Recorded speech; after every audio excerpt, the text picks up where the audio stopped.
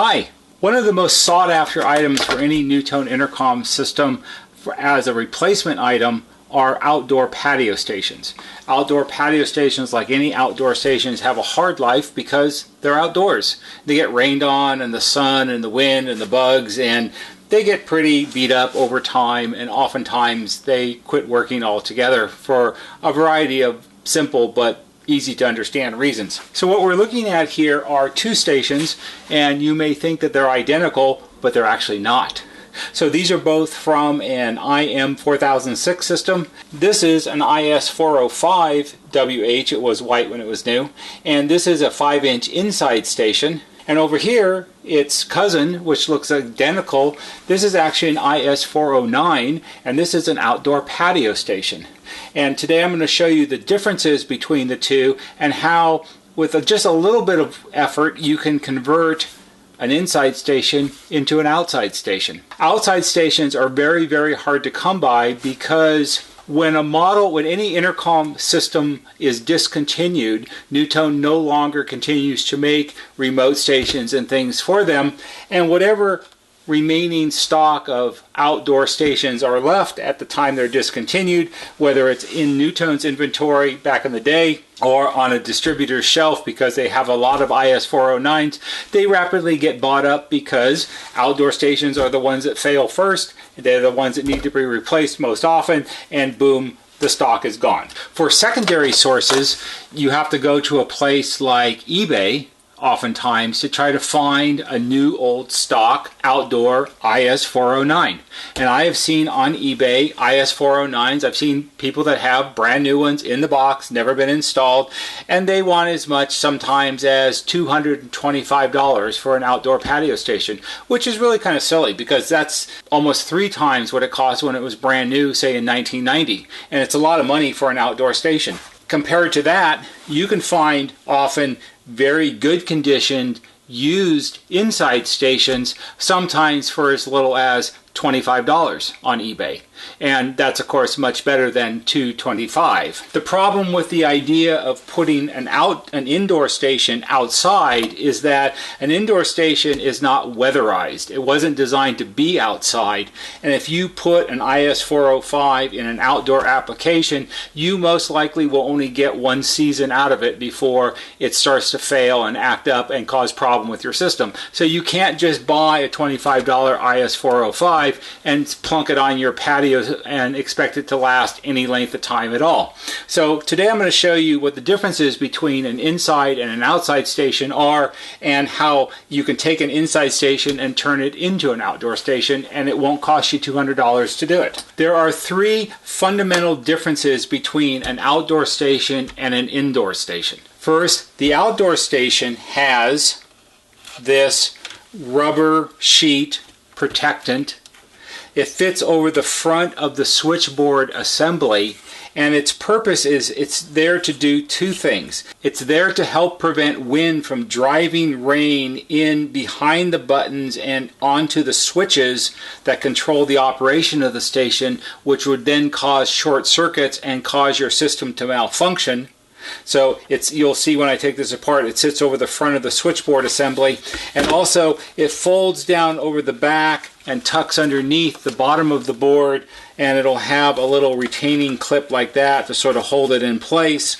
And it's to prevent if any water were to come down, get down behind the grill and wash down, it's not going to make the back of the circuit board wet. It's going to hit the rubber material and just run off and not cause short circuits. So that's the first thing. That's the first difference. Indoor stations don't have that. The circuit board is just all exposed because this is exposed to the inside wall cavity in your house and it doesn't get wet there, so it's not a problem.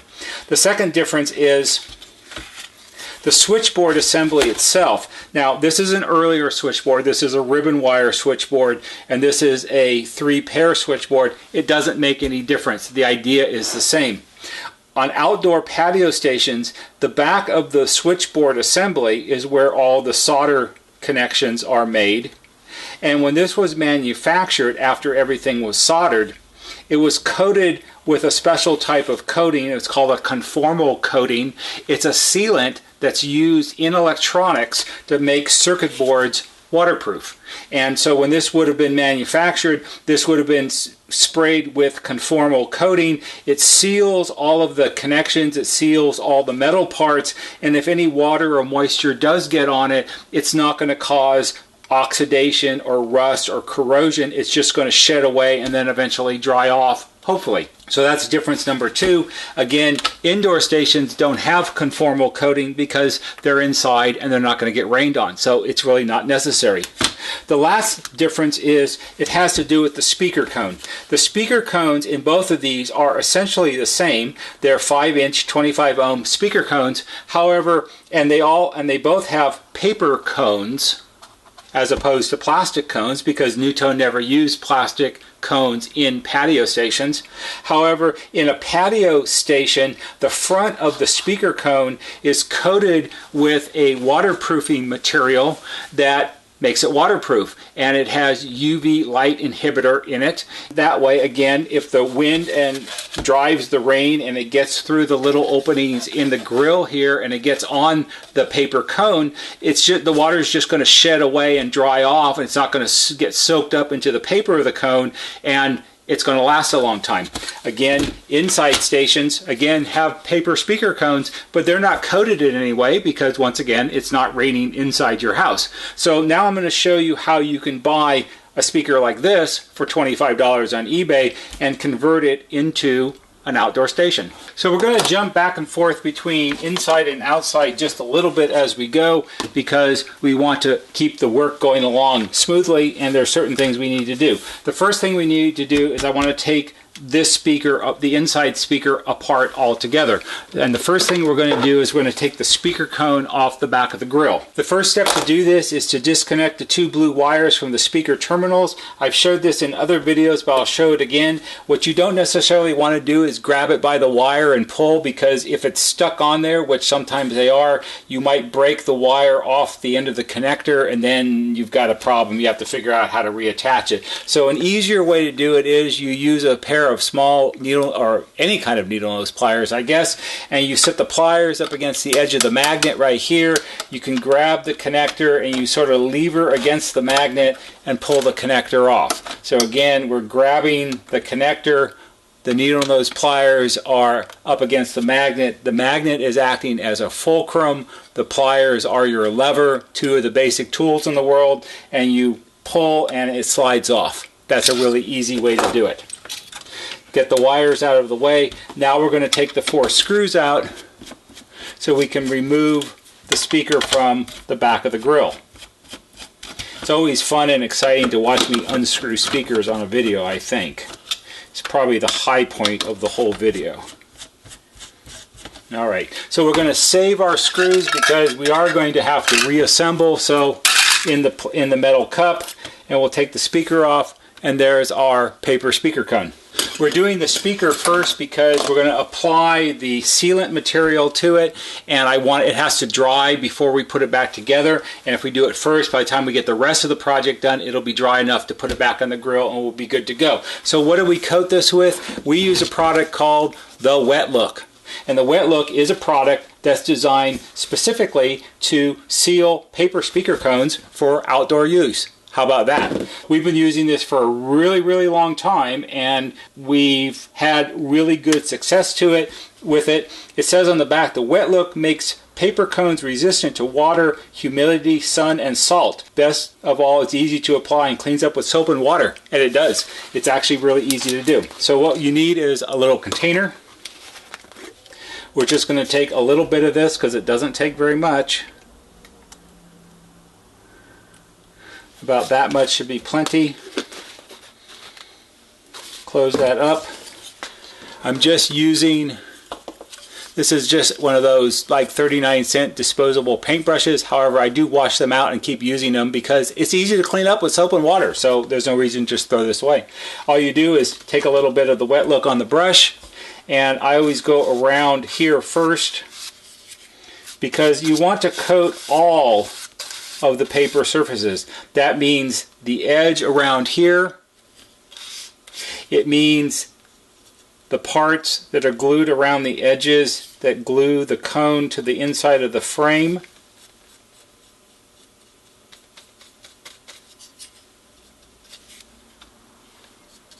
like that. The more you seal, the less there is surface to absorb any water that gets on it. So since you're doing it, you might as well do it all. So there's the outside edge. And then we'll do the cone. It doesn't take very much. We'll do the dust cap in the middle. And then we'll kind of even it out. Even though no one's going to see this, you don't want it to be all gloppy and messy. You want it to look pretty good. So now you can see how it's all shiny and black. This is exactly how a brand new NuTone patio speaker cone would have looked when it was brand new. If you're really intense on all of this, you can let this dry for about a half an hour or 45 minutes and then give it another coat. That's fine to do also. I'm going to go ahead and set this aside, let it dry. I'm going to pause the video and go clean up my brush and cup, and I'll be right back. Okay, I'm back. See? Brush and cup all cleaned out, ready to be used again. Okay, so now let's jump back to the old outdoor speaker for a second. The first thing I want to do is show you about the rubber gasket. So I'm going to take the wires off the speaker cone. See, I do it the same way as I tell you. Okay, and then we'll flop up the gasket. We're going to take the 5 screws out just so I can show you.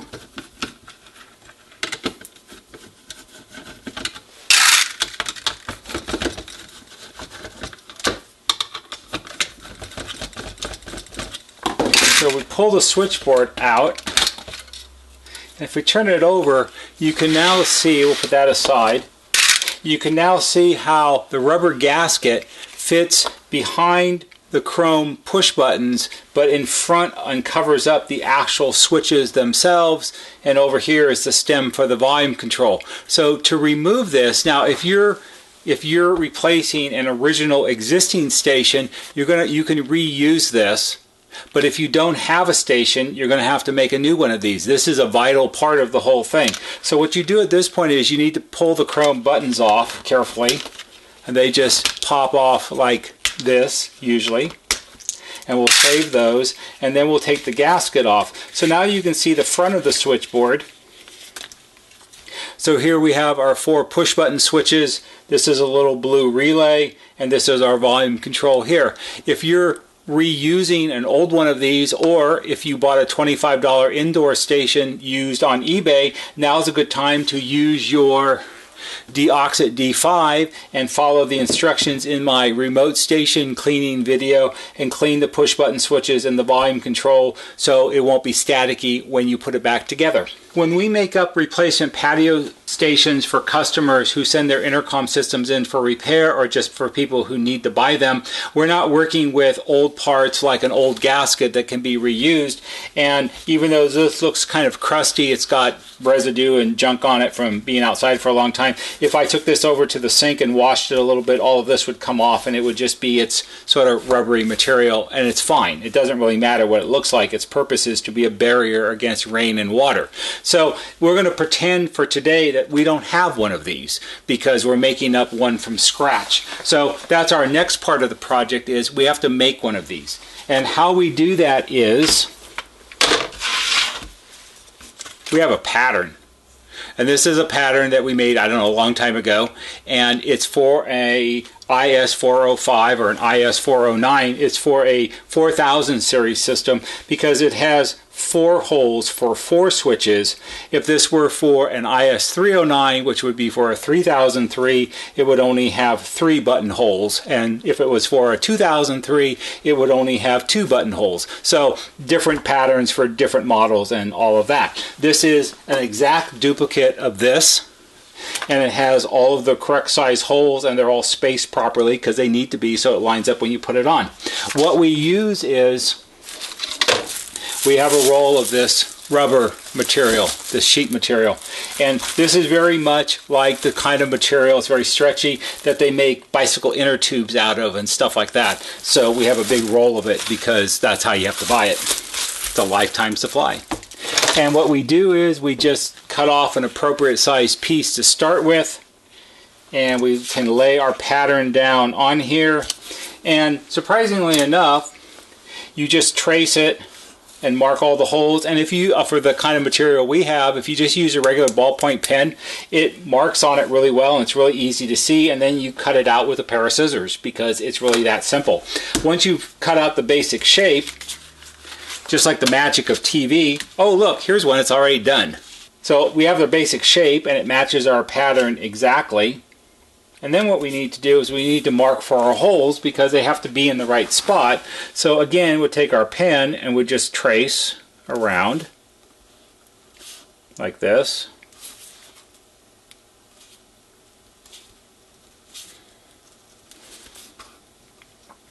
And these funny little corners over here and here.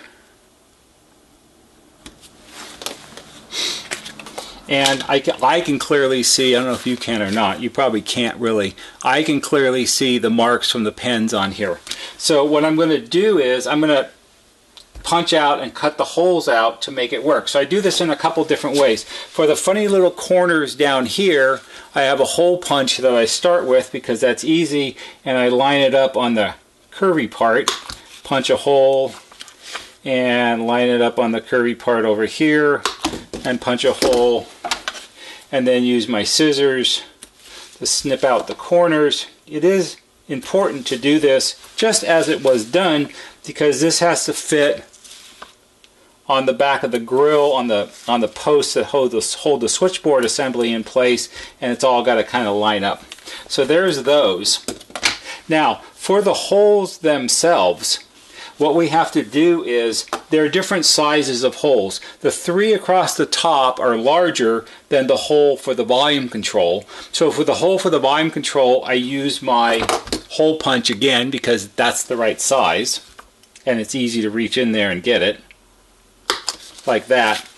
There's hole number 1. And for these 3 holes, the larger ones, I have this round hole punch. And this is the kind of thing it's used like in leather working and stuff like that. And all you have to do is line it up on the pen mark like this, and you kind of go like this, and it cuts it out. How cool is that? And of course I'm doing this on a piece of scrap wood because I don't want to punch a hole through my workbench. So there's the top 3. And now we have to do the little ones here. And being a stickler for details, the original holes in the original gasket for the push button switches, these are square holes. And they're square holes because the switches, the stems of the switches are square. And you want it to be a reasonably tight fit because the point is to keep water out of the switch, and if the hole's too big, then that's not going to work very well. So we do the same thing with this. We just line it up, push, and it cuts it out. A nice square hole.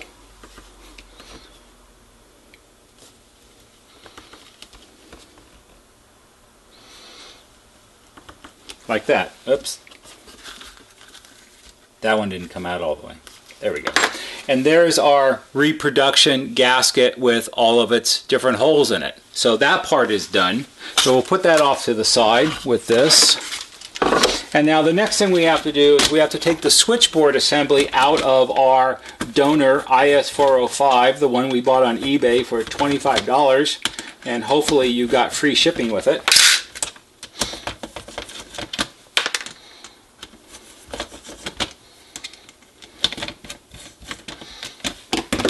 And we're going to slide this off. And we'll put the grill aside. Now's a good time to wash and clean the grill if it's a little whatever. So when you put it back in, it'll look pretty good. Put our knob aside. And here's our switchboard assembly. We do have to take the chrome knobs off because we have to put the gasket on first.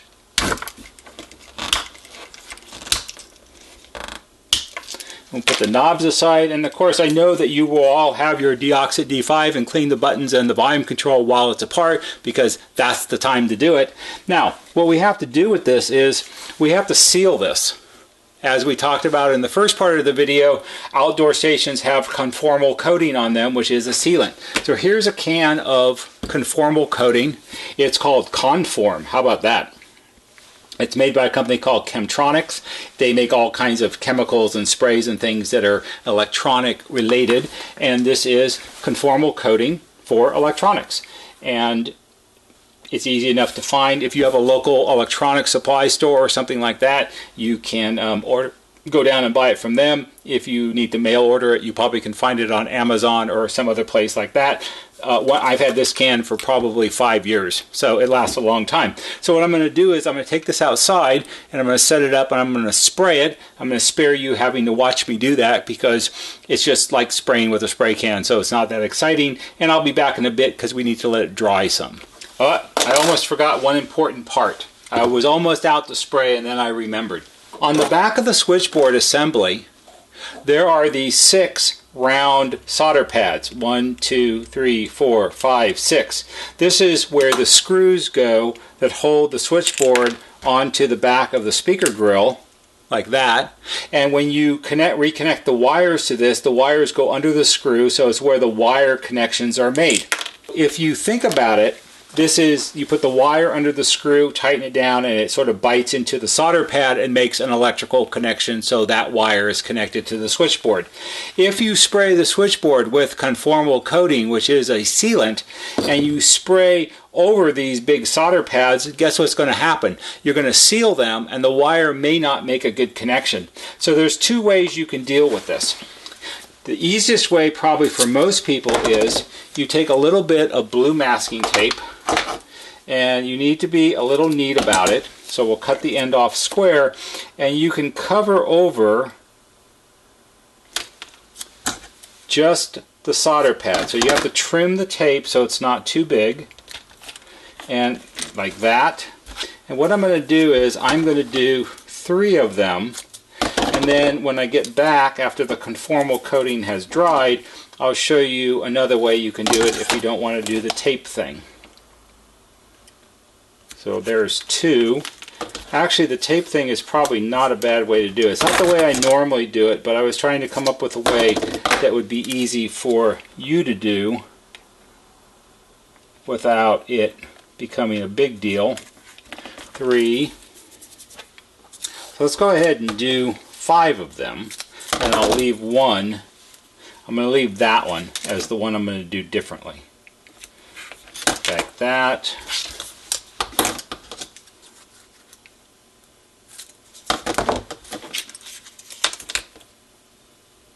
And like that.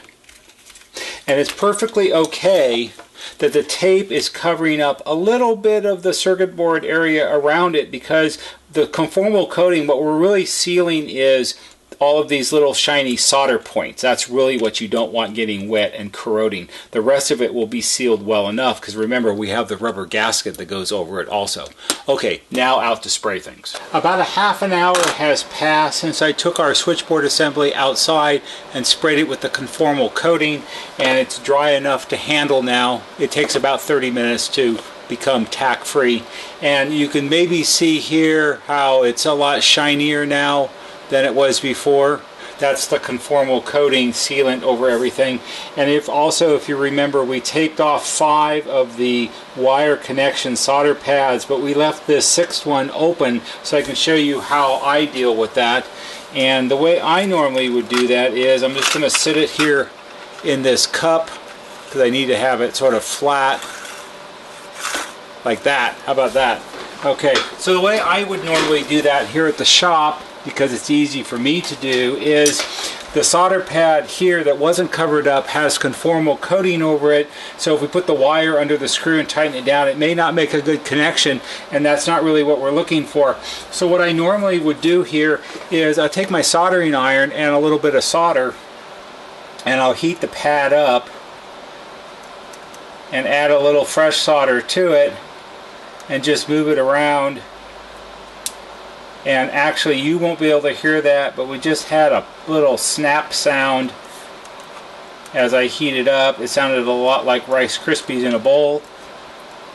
And basically what happens is when you heat it up with the soldering iron, you burn away the conformal coating and the solder burns it away, and now we have a good connection. So that's one way that you can do it. Or if you don't solder, you can do the tape method, which works fine also. We'll just go ahead and peel the tape off now and get rid of that.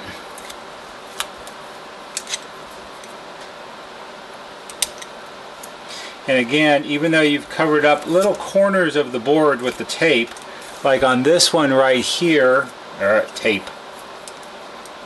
you can actually see the outline, at least maybe you can see that. You can see the outline of the square, the tape right here. This part of the board is dull, but this part of the board is shiny because this part hasn't been coated. That's not really going to cause any real problems, in my opinion, because we have the rubber shield that goes over it also. And if you do all of this properly, it's going to be just fine. And there's also another step at the end that's going to help prevent this from being ruined. So now our board is ready to go, and the next thing we need to do is put our newly made gasket onto the front of it. So here's our newly made patio speaker gasket with the holes that we punched in it. The wires for the speakers, the blue wires, they go through the top center hole right here. So we'll put those through, and then we'll line up. Usually you do the volume control hole first, and then you can line up your push button switch holes, which these all fit through just fine. You want to push it down so they're next to the body of the switch, like that, and you can pull the wires through. So now this is ready to go back down on our speaker grill. So I usually put the push buttons on at the end. That's just the way I'm used to doing it. When you sit this back on the speaker grill, you need to get the top 3 holes in the gaskets over the posts properly, so it all sort of sits down there. And the rubber material is flexible enough that the speaker wires will come through. That's not ever really a problem. And we'll line them all up, and we'll put our screws back in.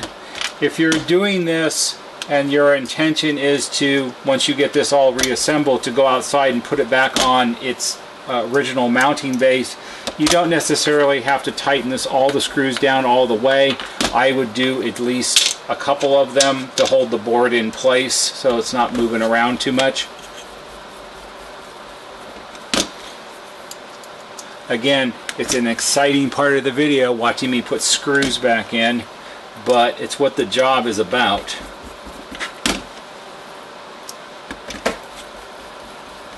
Alright, so our conformally coated switchboard is back on the back of our grill from the station we bought on eBay for $25. Our rubber gasket is in place, and you can fold it back over the board like this.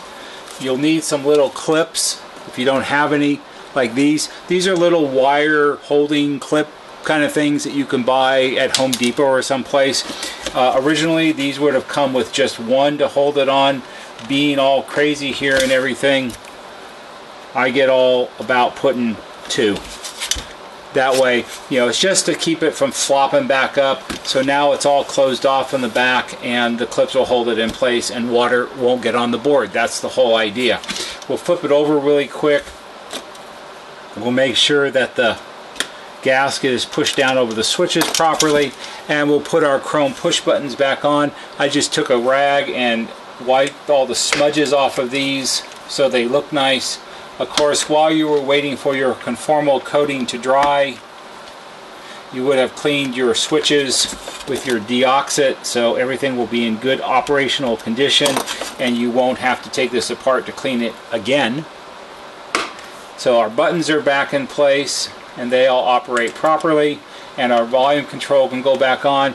It's important when you put the volume control back on that the indexing dot on it lines up with the maximum volume at the end of the normal range. So turn your volume control stem all the way clockwise as far as it will go, line up the dot, and push it back in place. So that way when the speaker is at full, it lines up with the marking for full, and that rotates freely, so that's good. So our next step is to put our speaker cone back on.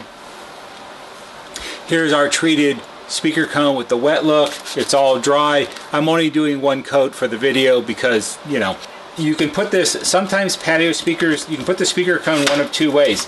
You can put it so the terminals are at the bottom, or sometimes you see a lot of NuTone patio stations, for whatever reason, I don't know, the terminals are at the top. I don't care for this. The wires are kind of tight when you do it that way. So we're going to turn it around and put the terminals at the bottom.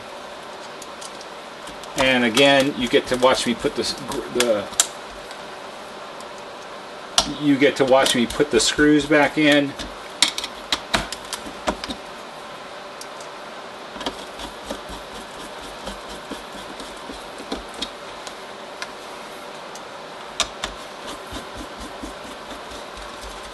and then we'll hook our wires back up. Everyone always asks me, does it matter which wire goes where? The true answer is no, not really. Either way doesn't really make any difference. So it has to do with polarizing the speaker in comparison to other speakers which are inside the house and nobody cares. So just put the wires on, it'll be fine. So there's our converted, what used to be an IS405 inside station has now been converted to an IS409 for outdoor use, and we're almost done. You might think, well, I'm going to run out to put this on my speaker base right now and enjoy my music. It's time for a beverage. Well, there's one more thing to think about, so let's talk about that a minute. Because if you're going to do all of this, let's do it right, and let's do it once. For those of you doing a project like this will look familiar. This is the mounting base for a surface mount IS409, and surprisingly enough, the speaker fits on the face of it just like this. So if this has been on the outside of your house, say since 1989, it's going to look pretty grungy at this point. And now is a good time, since we're cleaning up everything and making it all work again, on our used indoor speaker that we've converted to a patio station is in reasonably good condition. This is actually pretty nice. And it was only $25, not $225. Go ahead and take the screws out and take the base off the wall, and what happens is it gets discolored somewhat and it gets all kind of crummy looking from being wet and stuff sitting on it, and leaves and dirt and all that kind of stuff. You can take this over to the sink, use a Scotch-Brite pad, and you can clean it up.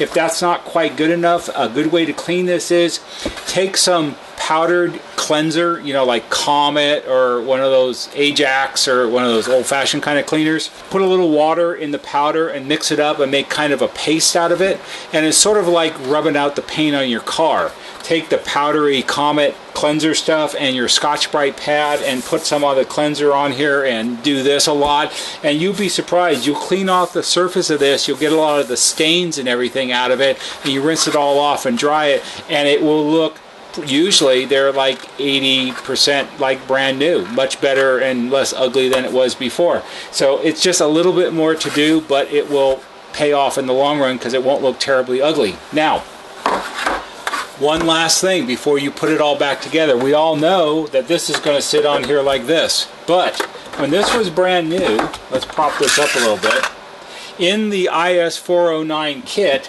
with the screws and other mounting hardware, there was a little piece of rolled up foam gasket, and the foam gasket fits in this little slot that runs up the left side, across the top, and down the right side. The gasket does not go across the bottom.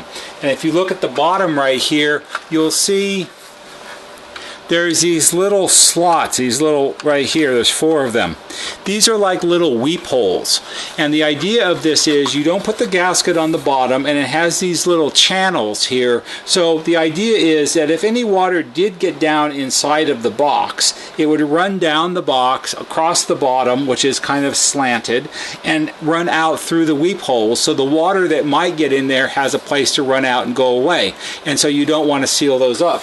But if your foam gas material is all deteriorated and torn, or it's not there at all because some installers would never put it in, you can make your own new stuff. So what we do, because you can't get the foam gaskets from NuTone anymore and all that, so what we use is, this is a piece of sort of closed cell foam.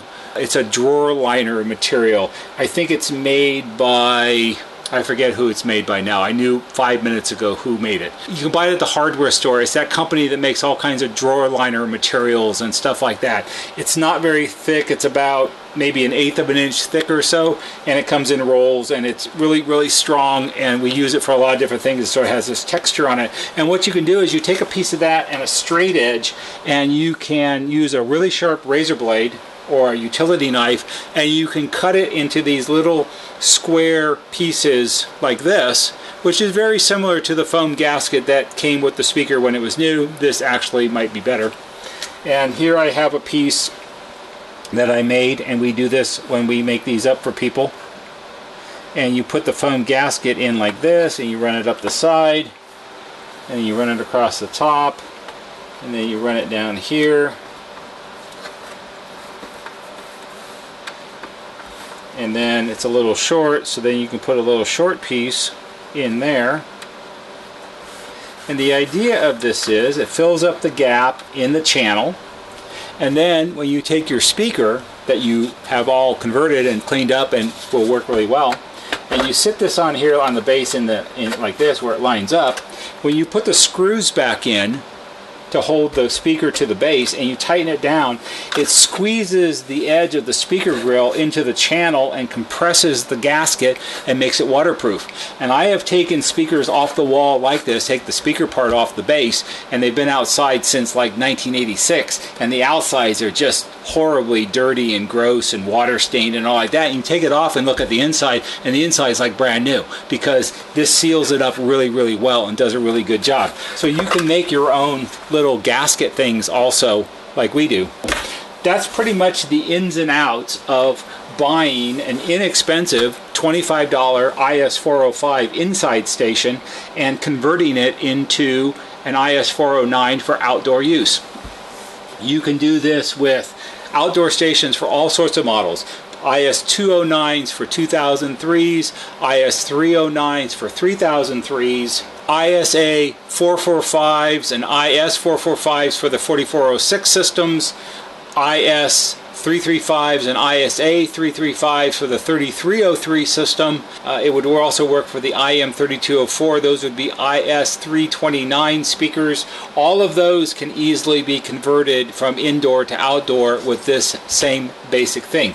You will have to make a different gasket for it because they have different number of holes, but it's not, we have patterns for everything, so that's not a big deal. That's a way that you can convert an inside station to an outdoor station. You can save yourself a couple $100. All of this all together, if I wasn't making the video, and granted I have everything on hand to do it, this would have taken me maybe 20 minutes to do and a half an hour to let the conformal coating dry. But other than that, it's not really that big of a project. I hope you found this interesting and helpful. If you did, please give it a thumbs up on YouTube because that always helps. If you like our videos and you learn something from them, please subscribe to our YouTube channel. There'll be a banner right here that shows you how to subscribe. If you subscribe, you'll get email notifications when we post new videos.